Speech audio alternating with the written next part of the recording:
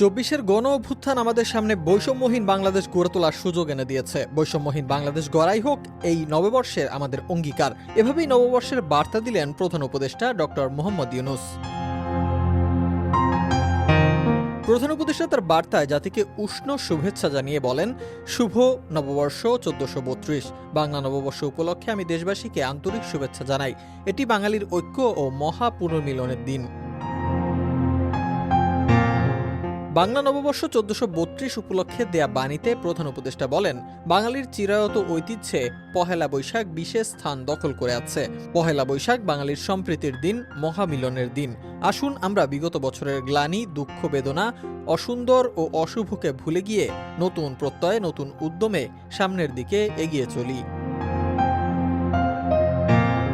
আবহমান কাল ধরে নববর্ষের এই উৎসবে ধর্ম বর্ণ নির্বিশেষে সমগ্র বাঙালি জাতি জেগে ওঠে নবপ্রাণ স্পন্দনে, নব অঙ্গীকারে। এমন বার্তা দিয়ে তিনি আরও বলেন, সারা বছরের দুঃখ, জরা, মলিনতা ও ব্যর্থতাকে ভুলে এই দিনে বাঙালি রচনা করে সম্প্রীতি, সৌহার্দ্য, আনন্দ ও ভালোবাসার মেলবন্ধন। এ সময় নববর্ষ উপলক্ষে আয়োজিত সব উদ্যোগের সাফল্য কামনা করেন প্রধান উপদেষ্টা ডক্টর মোহাম্মদ ইউনূস।